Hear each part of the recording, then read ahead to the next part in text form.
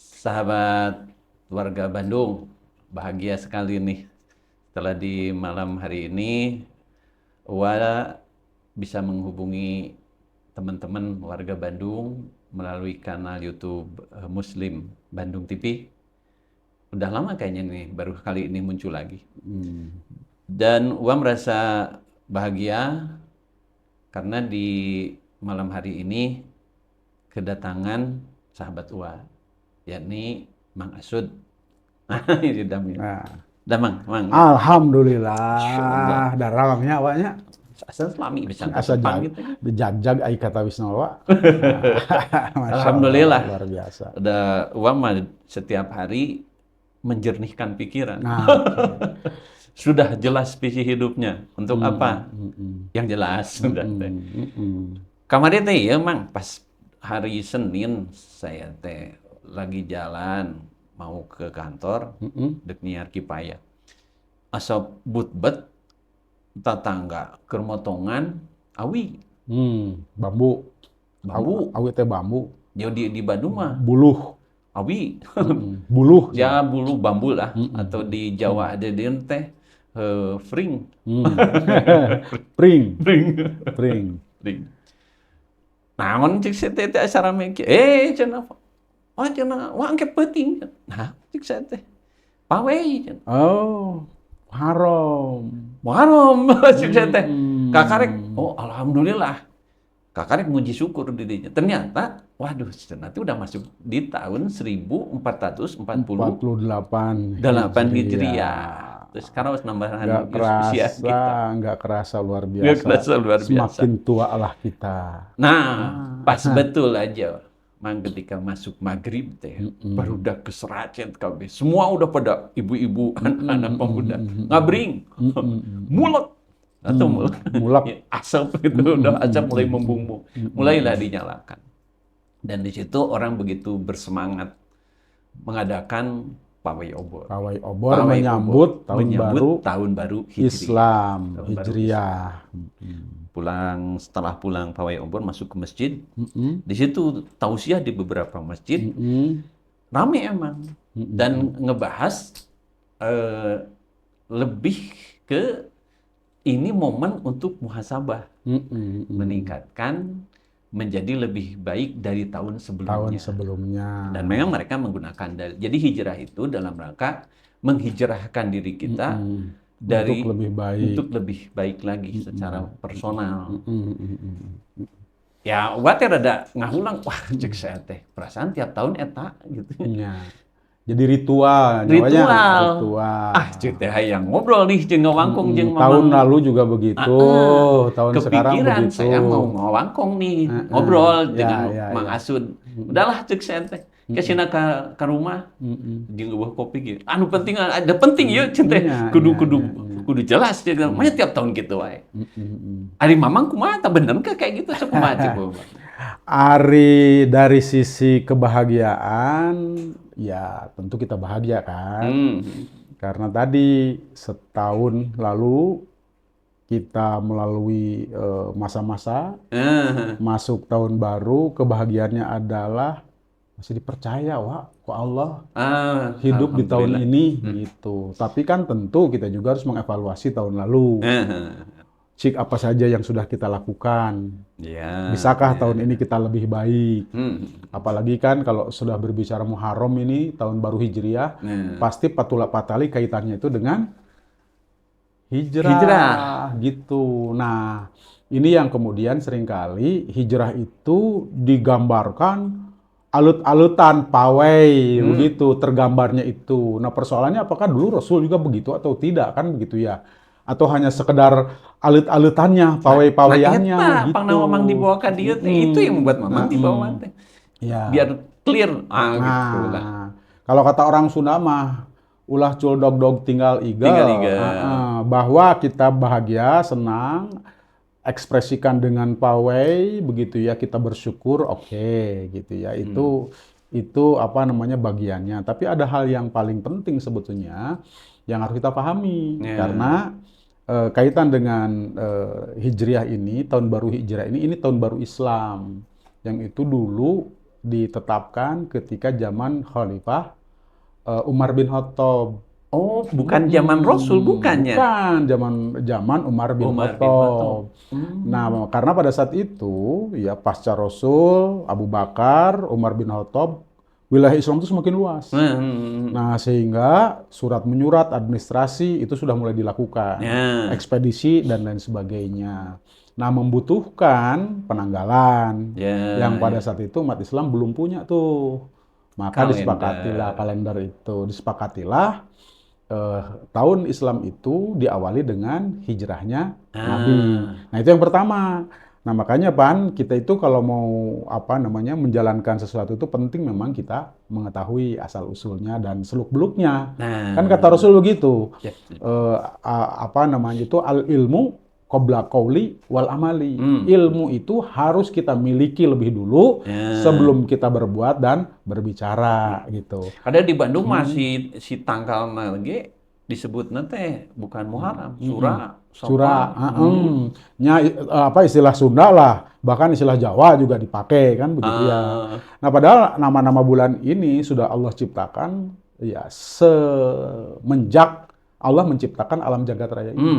Kan Allah menegaskan bahwa aku menciptakan tahun, satu tahun itu terdiri dari 12 bulan, ada 4 bulan diantaranya bulan haram, Muharram, Rajab, Dzulqa'dah, Dzulhijjah. Nah, artinya nama-nama bulan ini sudah ada sejak dulu, gitu. Dan memang sudah dipakai. Nah, hanya saja mulai dihitung tahunnya itu dinisbatkan kepada hijrahnya Nabi. Nah, begitu. Jadi penanggalan zaman Umar bin Khattab. Hijrah itu kan gini ya, berarti nyamanya. Yang sering kuat pikirkan mah di Mekah teh geus teu kuat, godaan tuh itu inisiatif gitu. Nah, makanya kan tadi teh hadis Nabi al ilmu qabla qauli wal amali. Jadi Patula Patali terkait dengan hijrah ini kan bukan hanya satu momen ya yang terjadi pada diri Rasul, itu satu. Yang kedua ya, Rasul itu kan laqad kana lakum fi rasulillahi uswatun hasanah, teladan. Dan apa yang keluar dari Rasul, wa ma yantiqu anil hawa in huwa illa wahyu yuha, semuanya itu wahyu. Dan Rasul itu adalah yang diutus oleh Allah, walladzi arsala rasulahu bil huda, yang dia membawa petunjuk. Artinya apapun yang dilaksanakan oleh Rasul itu semuanya satu, petunjuk. Yang kedua adalah keteladanan bagi kita. Nah, maka ketika Rasul ini menjalankan sebuah aktivitas, pasti itu ada keteladanan, ada pelajaran bagi kita, gitu. Termasuk tidak terkecuali hijrah nih. Nah, itulah maka kenapa kita mesti mencari tahu, gitu ya. Ini hijrahnya Nabi ini sebetulnya terkait apa sih, kan begitu ya. Nah, ternyata baheula dulu sebelumnya kan, sebelum Rasul hijrah itu kan dari Mekah tuh ke Madinah. Nah, artinya Rasul itu dulu memang tinggalnya di Mekah. Beliau itu orang Mekah. Lalu kemudian hijrah ke Madinah. Dan itu pun, bukan bulan Muharram. Jadi alut-alutan tuh ngabring bulan Muharram itu sebetulnya itu bukan waktu terjadinya hijrah. Karena hijrah Nabi itu berdasarkan sirah itu terjadinya di bulan Safar, di akhir Safar. Berangkat dari Mekah itu sampai Madinah itu di awal bulan Rabiul Awal, gitu, seperti itu. Itu satu ya dari sejarah. Terus yang kedua, motivasi apa sih? Motifnya apa gitu Rasul tuh kok pindah? Bukan hanya sekedar ingin pindah tempat, resep-resepan, senang-senangan gitu ya. Kayak kita kan sekarang kalau kita pindah dari satu tempat ke tempat lain itu, misalkan dulu tim Majalengka kan begitu ya, pindah ke Bandung, bilangnya tuh kan hijrah. Gitu ya, seperti itu. Pokoknya mah tekaop ya, pokoknya apapun yang namanya berpindah itu selalu kita artikan hijrah. Nah, padahal hijrah ini maknanya sudah khas, bahkan diabadikan di dalam Al-Quran. Berarti memang memang kalau dilihat dari maknanya, secara bahasa memang pindah. Betul. Gitu. Tapi kayaknya kalau memang sebatas pindah, jadinya liar kemana-mana. Segala pindah, hijrah aja kan begitu ya. Berarti memang si masyarakat perlu dijelaskan atau dijelaskan lagi kepada mereka makna hijrah itu memang harus kita jabarkan. Memang menurutku gimana? Nah, contoh begini, sholat misalnya. secara urfi, ya budaya gitu ya, lugo dari dulu itu sudah dikenal istilah sholat itu. Secara bahasa itu sholat itu kan doa, Ya, ya. memohon gitu. Tetapi begitu sudah diabadikan di dalam Al-Quran, dalam bentuk perintah, nah ternyata sholat itu adalah ya mengamalkan sebuah amalan dari mulai diawali dengan takbiratul ihram, diakhiri dengan salam. Nah maka akhirnya setelah diungkap oleh Al-Quran gitu ya, maka inilah yang dikenal. Nah ini yang disebut dengan makna syar'i. Kenapa makna syar'i? Karena Al-Quran adalah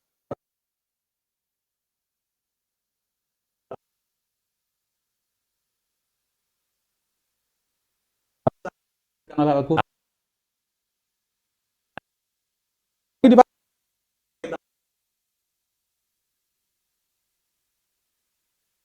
Amalan tertentu tadi Makanya ada itu. khasnya. Begitu juga hijrah. Nah, hijrah ini Ini kan yang diabadikan penting. di dalam Al-Quran. Nah, berarti karena diabadikan dalam Al-Quran, dia memiliki makna syar'i. Apa makna syar'inya itu? Nah, ternyata makna syar'inya adalah berpindah dari Mekah ke Madinah gitu ya. Dalam rangka apa? Fakta dulu Rasul kenapa pindah dari Mekah itu, ini terkait dengan perjuangan Rasul. Dulu Rasul selama 13 tahun kan berjuang di Mekah untuk Islam. Tapi tidak berhasil di sana. Sehingga tempat itu disebut dengan daerah yang Islam itu tidak bisa diterapkan. Dalam bahasa syar'inya apa? Darul kufur. Nah, lalu kemudian Rasul terus melakukan aktivitas dakwahnya dan mendapatkan satu tempat yang memungkinkan Islam itu ditegakkan, yaitu di Madinah. Nah, maka hijrahnya Rasul dari Mekah ke Madinah itu dari Darul Kufur menuju Darul Islam. Karena di sana diterapkan Islam. Nah, oleh karena itu kalau kita tarik kembali kepada makna syar'i gitu ya, hijrah itu adalah berpindah dari Darul Kufur menuju Darul Islam. Ya, satu. Yang kedua memang pada saat itu juga untuk menyelamatkan akidah. Nah, dulu kan umat Islam itu berbentuk kelompok tuh di Mekah. Mereka tidak eksis, ya, bahkan tidak bisa bebas menjalankan perintah Allah. Nah, gitu, seperti itu. Bahkan kemudian dianiaya, ya. Puncaknya itu di boikot di Lembah Si'ib, Rasul dilempari itu di Taif kan gitu ya. Nah, sementara perintah Allah itu harus mereka tunaikan. Maka Rasul terus berdakwah mencari peluang di mana mereka bisa menjalankan aturan Allah secara lengkap. Tidak terhalang lagi. Dan ternyata dakwahnya Rasul itu diterima oleh penduduk Yastrib. Nah, sehingga setelah melanjutkan dakwah di Yastrib, ternyata mereka siap dengan syariat Islam. Nah, ini pula lah yang mendorong Rasul dan para sahabat itu hijrah. Itu bukan inisiatif Rasul. Udahlah kita hijrah saja. Kalau memang ada perintahnya gitu dari hijrah itu. Seperti tadi yang sampaikan bahwa wa mayantiku anil hawa in huwa illa wahyu yuha. Jadi apapun yang dilakukan oleh Rasul itu bukan dari hawa nafsu. Katakanlah tadi misalkan ini inisiatif Rasul. Nah, inisiatif Rasul itu pasti wahyu dong. Gitu. Nggak mungkin ngarang kayak kita, gitu ya. Nah, bahwa Rasul punya inisiatif karena Rasul itu nggak ngarang, dibimbing oleh wahyu. Gitu. Nah, maka kita bisa pastikan apapun yang dilakukan oleh Rasul. Makanya tadi kita harus dalami gitu. Karena itu bukan semata-mata mau-mauan, hoyong-hoyongan Rasul gitu. Bukan hanya itu, pasti ada bimbingan wahyu. Nah, itu pentingnya, gitu. Karena jadi paham sekarang. Ternyata memang perlu makna hijrah itu dikembangkan dan akhirnya paham sekarang mana bukan hanya sebatas pindah tempat saja. Gitu kan. Betul. Nah gitu wargi Bandung mulai paham ya. Lanjutkan. Minum dulu air jam-jam. Ternyata air jam-jam teh airnya geus berjam-jam gitu. Jadi tiis gitu. Berjam-jam. Bukan dari sana ya gitu. Walaupun saudara-saudara kita juga ada yang baru pulang nih dari sana. Oh gitu ya. Itu juga nggak bisa disebut hijrah. Nggak bisa. Makanya kalau sekarang kita berbicara tentang apa kalau begitu aktualisasi hijrah saat ini. Kalau secara syar'i, ya tadi ya kembali ke definisi bahwa hijrah itu adalah pindah dari Darul Kufur menuju Darul Islam. Ya, hari ini kan tidak ada Darul Islam. Darul Islam itu adalah wilayah yang menerapkan syariat Islam. Hukumnya dan keamanannya itu ada pada kaum muslimin. Nah, hari ini kan tidak ada. Nah, terus kita mau hijrah kemana coba? Penting. Tapi mana pas setelah dia hijrah dari Mekah ke Madinah, berarti di Madinah itu mereka tentram, ayam, akhirnya berarti Rasul dan sahabatnya setelah di Madinah itu akhirnya mereka melakukan ibadah rutin dengan tentrem. Ya, Atau betul. memang apa? Atau tantangan ada yang lebih besar, Ya. bukan hanya sebatas pindah, sudah tentram di sana, nggak kemana-mana, Ya. nggak ada beraktivitas. Atau mungkin memang pernah ngebahas atau mengkaji lebih dalam apa setelah dilakukan mereka hijrah? Ya, karena kan intinya bahwa Rasul itu diutus oleh Allah, tadi yang disampaikan, huwallazi arsala rasulahu bil Bil huda huda. wa dinil haq. Hmm.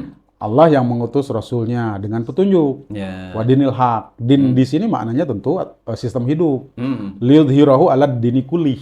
Untuk dimenangkan atas semua din yang ada. Ya. Aturan hidup yang ada. Nah inilah yang diperjuangkan oleh Rasul. Yang pada saat itu di Mekah, itu memang Islam belum tegak. Ya, ya, Gitu ya. Nah, karena Islam belum tegak, gitu ya, maka Rasul berdakwah di sana. Nah, selama Islam tidak tegak, itu ya juga yang kemudian diabadikan di dalam Al-Quran. Disebutlah zaman jahiliyah. Nah, jahiliyah juga ini, bukan hanya sekedar istilah kita gitu ya. Karena jahiliyah itu pertama kali justru ketika dakwahnya Rasul dan diabadikan di dalam Al-Quran. Gitu ya. Apa kata Allah Subhanahu wa taala? Afa hukmal jahiliyati yabghun wa man ahsanu minallahi hukman liqaumin yuqinun.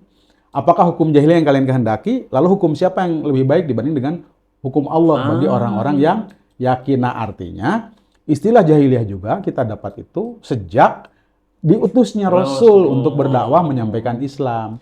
Maka dari sini kita bisa simpulkan, Wak, ternyata jahiliyah itu bukan hanya sekedar bodoh, tapi ini terkait dengan hukum.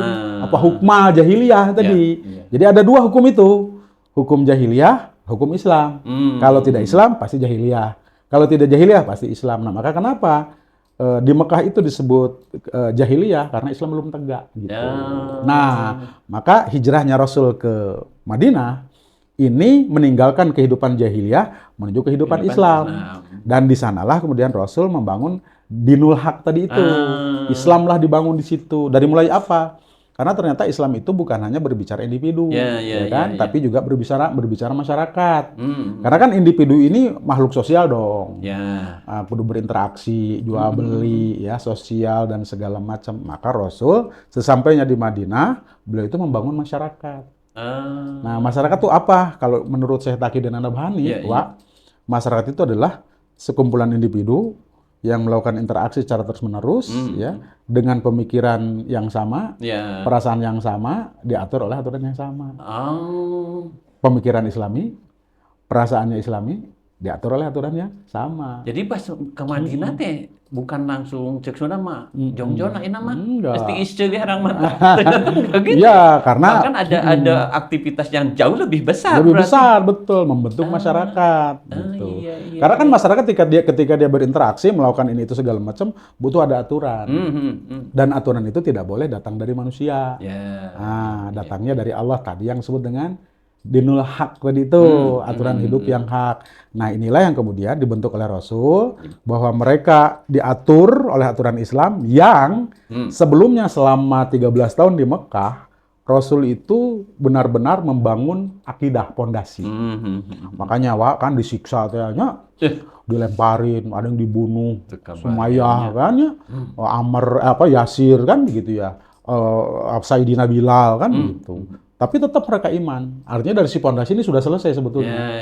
Kan gitu. Keimanannya sudah kokoh tuh ketika ada di Madinah itu. Maka ya dengan keimanan yang kokoh, akidah yang kuat, lalu dibuatlah aturan. Terpancarlah aturan. Nah gitu. Nah sehingga masyarakat yang dibangun oleh Rasul di Madinah itu adalah masyarakat yang landasannya adalah akidah. Gitu ya. Terus kemudian standar perbuatannya adalah halal haram, nah gitu ya. Terus kemudian standar kebahagiaannya itu adalah ridho Allah Subhanahu Wa Taala. Isahan nelpon tewa, nelpon ya. Hayang hayang ingin bertanya dia mungkin. Kayak kalem. Tunggu nanya. Ya kan wage kan. Dan tadi ya dijelaskan perkara tentang hijrah itu. Berarti memang geus nganyian, dia membentuk persatuan. Ukhuwah Islamnya berarti dikuatkan. ekonomi juga dipikirkan. Betul, karena aturan. Kan tadi interaksi individu itu jual beli, gitu kan? Betul nggak? Iya, iya. Sewa menyewa, gitu ya. Kepemilikan, ya. Terus kepemilikan itu kan di dalam Islam itu disebutkan al-muslimu syuraka'u salasin. Muslim itu berserikat pada 3 perkara. Berarti ada kepemilikan yang ini harus dimiliki bersama. Butuh aturan ekonomi dan segala macam gitu. Jadi ekonomi tadi di perekonomian cara kehidupan ekonomi nu di Mekah teh tidak dibawa di Madinah. Di Madinah mah berarti menggunakan aturan iya, Islam. Betul. Nah, makanya ini bedanya juga antara Mekah dan Madinah. Kalau di Mekah Rasul itu membangun pondasi.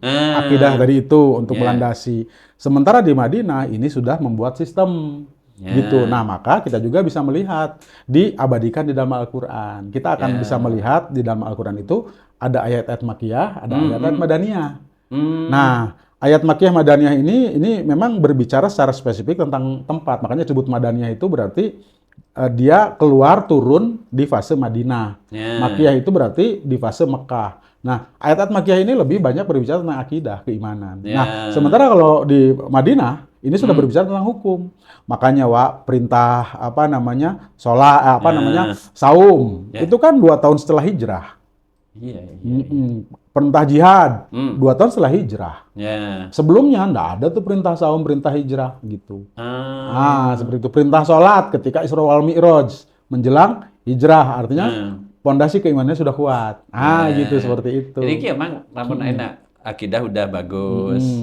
Ekonominya sudah ekonomi Islam, syariat diterapkan. Nah, tadi waktu Mamang bilang membentuk Darul Islam, negara. Karena kalau berarti lamun negara mah kudu aya nu ngajaga. Nah, aku hansip. Nah, makanya kan begini tadi ya.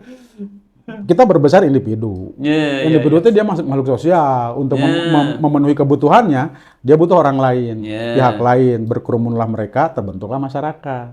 Nah, ketika terbentuk masyarakat, tadi ya, salah satu ciri masyarakat itu adalah adanya aturan yang sama. Nah, maka berbicara aturan, butuh otoritas, pengawal, pelaksana aturan, yang mengatur masyarakat. Nah, ini yang disebut dengan negara, gitu, seperti itu. Nah, inilah yang dibuat oleh Rasul, karena di Madinah itu berbicara tentang hukum. Contoh, misalkan jual beli, wa 'alallahu bai'a wa harramar riba. Dihalalkan jual beli, diharamkan riba. Karena di dalam Islam itu jual beli jelas. Tujuan nanti keuntungan kan, yang menang untung. Nah, sementara di dalam Islam juga di luar jual beli ada juga ta'awun, tolong menolong. Nah, kan makanya ada jual beli, sewa menyewa, pinjam meminjam. Lah kalau meminjam judulnya kan ta'awun, tolong menolong. Nah, dulu di zaman jahiliyah itu, walaupun tolong menolong, ta'awun gitu ya, kadang-kadang suka yang ebatian, tidak ada untungnya. Nah, riba itu modelnya begitu. Misalnya saya minjem uang nih ke Uwa. Aduh, lapar ya, pengen beli nasi goreng, gitu kan, minjem. Nah, pinjam-meminjam ini kan ta'awun. Hari cek Uwa, sok lah, boleh. Tapi baliknya lewihan. Nah, ai judulnya ta'awun, tapi kenapa ingin mengambil untung? Nah, kan gitu ya. Nah, riba itu kayak gitu. Nah, itu di dalam Islam itu ta'awun itu tolong menolong kekeluargaan. Maka tidak boleh dalam ta'awun itu mengambil untung. Nah, itulah yang kemudian riba itu kenapa diharamkan di antaranya. Tadi emang nyebatin turun perintah jihad. Berarti kudu aya militer. Nah, ya kan namanya juga karena gini, aturan itu gitu ya, aturan itu kan dia harus berjalan ya, harus berjalan dan dipastikan tegak. Namanya aturan di mana-mana masuk kayak pelanggar. Ada paribahasa gini, aturan itu ada untuk dilanggar katanya kan gitu ya. Nah, maka aturan itu akan efektif kalau ada sanksi. Sanksi akan efektif kalau ada yang menegakkan kan gitu ya. Itu kan ketika berbicara internal. Nah, tapi waktu hijrah itu kan di Madinah itu bukan daerah kosong. Di situ ada juga warga lain yang beragama berbeda, ada Yahudi, ada Nasrani, begitu, seperti itu. Nah, maka di samping membangun masyarakat, Rasul juga melakukan kontrak lah gitu ya, dengan tetangga-tetangga yang berbeda agama tadi, gitu, seperti itu. Dengan Yahudi, dengan Nasrani yang mereka sudah lebih dulu eksis di sana, yang mereka juga memiliki kekuatan. Nah, karena ada pihak luar, jadi yang diatur oleh Rasul itu bukan hanya internal, tapi juga kemudian kekuatan untuk membentengi kalau ada ancaman dari luar. Karena ternyata, Wak, begitu kemudian Rasul itu berhasil menegakkan masyarakat tadi ya, dengan pemikiran yang sama, perasaan yang sama, standar kebahagiaannya adalah ridho Allah gitu ya, kebahagiaannya, terus standar perbuatannya halal haram, landasannya akidah, maka terbentuklah kemudian masyarakat yang khas di Madinah itu, yang belum pernah terjadi sebelumnya. Nah ini tuh akhirnya kemudian membuat orang-orang yang ada di sekitar itu, agama-agama lain itu melihat, ini hebat ini, kabita. Akhirnya mereka tuh pada berbondong-bondong masuk Islam. Nah, sementara orang-orang Yahudi dan Nasrani menganggap ini ancaman, nih bahaya nih, bisa membahayakan eksistensi kita. Maka kan mereka berupaya untuk melakukan upaya gerakan-gerakan untuk memperburuk Islam, menceterburukan Islam. Bukan hanya dalam perdebatan, bahkan serangan-serangan fisik segala macam. Nah, inilah kemudian Rasul butuh membentengi. Gitu ya. Nah, kalau dulu di Mekah dakwahnya individu, pribadi. Nah, karena ini masyarakat, maka dakwahnya bersifat masyarakat. Ke masyarakat. Masyarakat ke masyarakat, gitu ya. Negara ke negara. Nah, ada tantangan nih. Peluang tantangan dari luar. Negara ke negara. Makanya dibuatlah kekuatan. Nah, kalau dulu dakwah biasa, sekarang karena diemban oleh negara, dakwah dan jihad. Fungsi jihad itu apa? Untuk membentengi dakwah, gitu. Seperti itu. Nah, ini memang dari penjelasan tadi, dari makna dapat, Wargi juga dapat kan, dari sisi makna khusus, makna umum. Setelah di Madinah, ternyata Rasul juga punya tantangan yang lebih besar. Membangun ukhuwah, membangun ekonomi, menerapkan syariat, tadi membentuk juga militer. Nah, kalau misalkan makna hijrah kekinian hari ini gitu.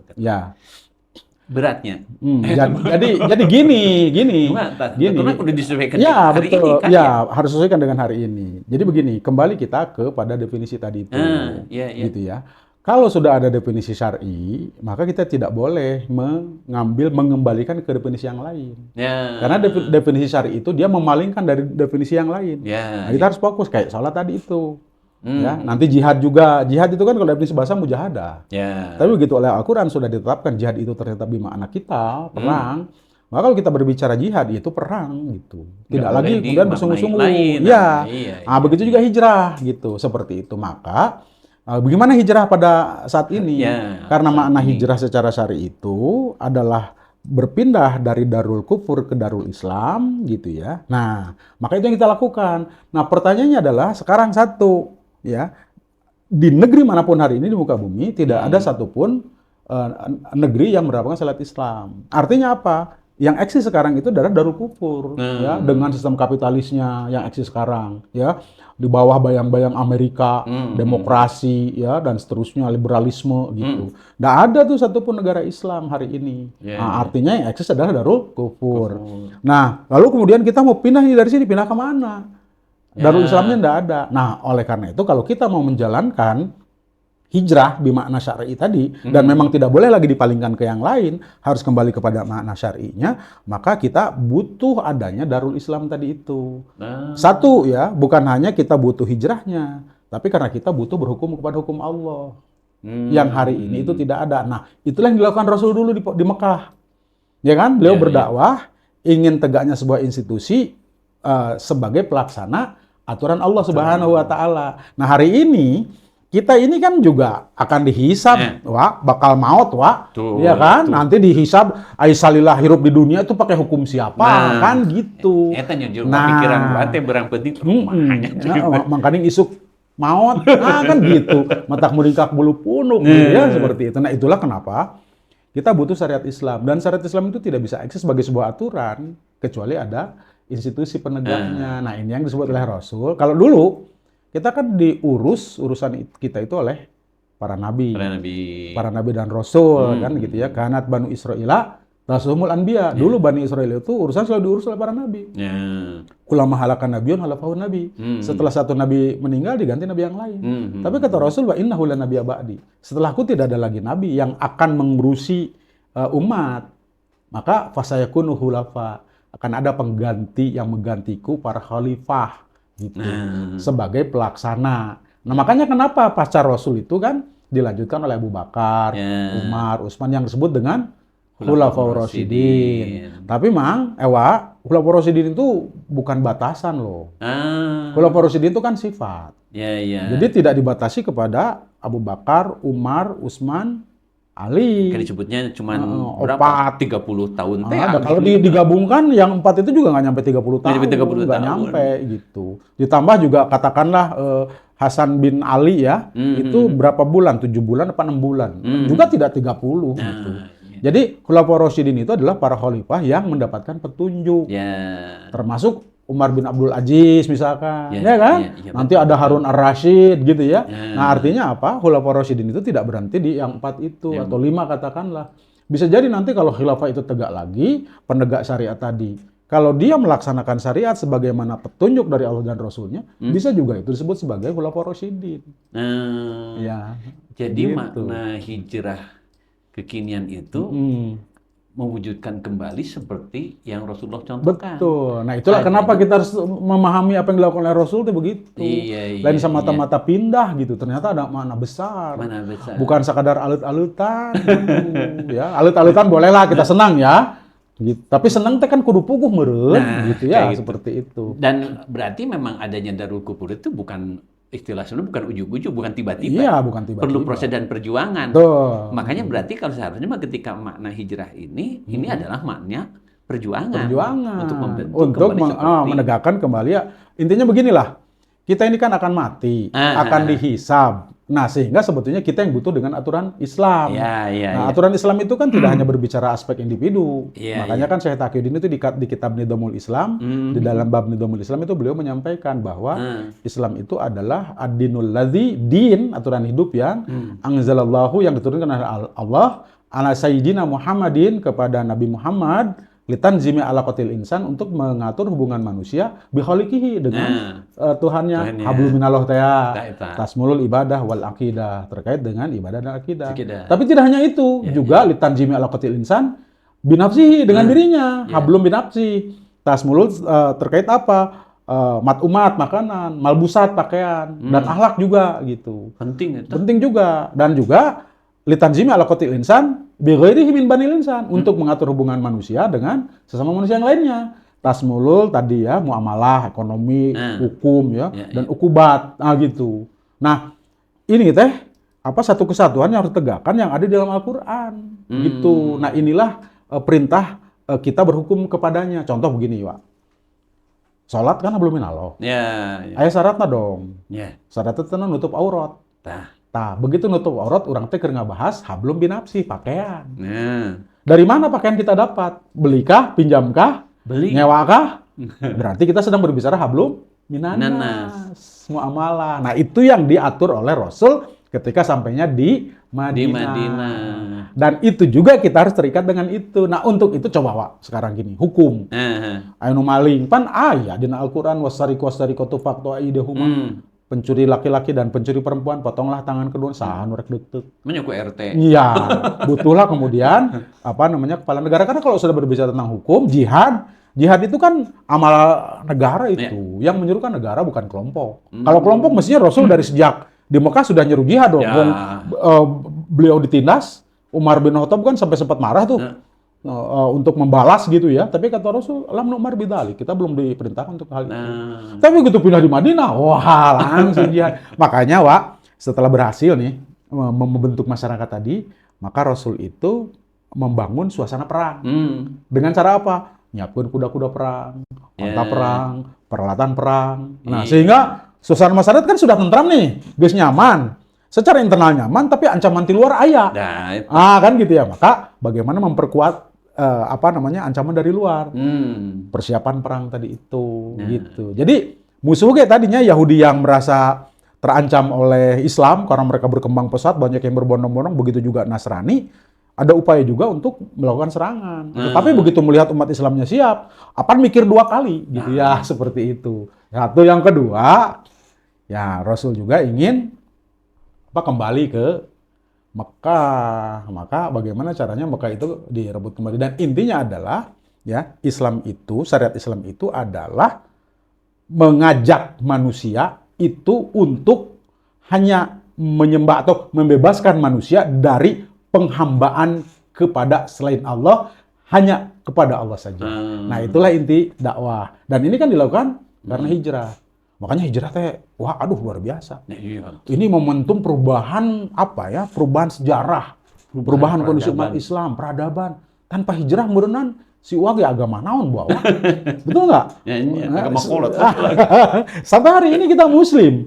Ini kan diawali dengan hijrah tadi itu, gitu. Nah, makanya hijrah itu jangan hanya kita maknai sebagai suatu, misalkan begini ya, ada artis tobat hijrah, artis hijrah, pemuda yang tadinya bangor, insaf disebut hijrah. Ya itu mah tobat aja sih sebetulnya, tepatnya ya tobat gitu. Karena makna hijrah itu nggak boleh kemudian kalau kata orang Sunda mah disalengorkeun gitu ya. Udah kembali ke makna syar'inya itu gitu. Justru dengan ya makanya ketika Mamang datang ke sini itu, Mang Acu datang ke sini itu sekarang jadi clear pemaknaan hijrah itu. Sehingga tidak boleh lagi kita menggunakan hijrah di mana dengan mana yang lain. Karena sudah ada makna syar'i gitu seperti warga Bandung.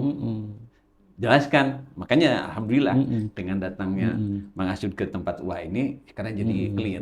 Wah, Mang ajak warga-warga Uwa, hayu gitu. Hayulah, intinya mah begini. Kenapa kita mesti hijrah gitu ya? Karena kita mesti berhukum kepada hukum Islam. Sabab naon dah kita nu dihisab mah. Teu aya hisab jamaah kolektif. Nggak ada hisab negara, enggak. Kita masing-masing. Nah, oleh karena itu kita yang butuh kepada syariat Islam itu. Tapi kan bagaimana caranya kalau tidak ada institusi pelaksananya? Nah, maka kenapa hari ini kita harus mengupayakan ada institusinya agar kita mesti bisa berhukum gitu. Agar kita bisa hijrah. Nah, karena tidak ada institusinya, kita tidak bisa hijrah hari ini. Maka tadi kalau Uwa nanya, gimana aktualisasi hijrah sekarang? Perjuangkan tegaknya syariat. Itu aktualisasi dakwah. Aktualisasi hijrah sekarang. Ayo, warga Bandung. Ayo, orang nulungan diri kita lah. Nah, ya, minimal begitu. Kita mikirlah besok-besok mau mati. Mati tewangan sekali. Nah. Ya kan? Maka matilah yang berkualitas. Nah. Gitu. Mati yang berkualitas yaitu mati dalam dakwah. Mati dalam Islam. Apaan begini kata Allah, wala tamutunna, dan jangan kalian mati illa wa antum muslimun, kecuali engkau berserah diri iman. Dan keimanan ketakwaan itu hanya bisa ketika syariatnya tegak. Alhamdulillah. Gitu. Memang ketika ayo berjuang ayeuna mah wah, orang berjuang wah. Jadi singkil. Nama dengan ku ayeuna Mamang Asud ka dieu wano teh kayak gitu. Yakni nyata ngawangkong ngeunaan hirup jeung kahirupan. Betul. Tadi dibahas, memang hirup mah personal. Tapi begitu kahirupan tadi di Madinah Rasulullah, sosial dan semuanya. Rasul ngabangun kahirupan. Jadi hijrahna Rasul teh ngabangun kahirupan Islam, anu tadina kahirupan jahiliyah menuju kahirupan Islam. Eta. Emang namun misalkan aya di masalah nu sejen mampir deui. Tenang. Jadi ada lah. Nah, beh urang Bandung teh. Nuhun bisa. Oke. Masya Allah. Sing sehat nyawanya. Alhamdulillah. Meh tiasa ngobrol terus ya. Dungakeun sing sehat. Urang sing doakeun. Oh, Mamang juga sing sehat. Iya, meh tiasa dakwah. Meh nanjeur syariat. Meh bisa hijrah. Mangga wargi Bandung. Assalamualaikum.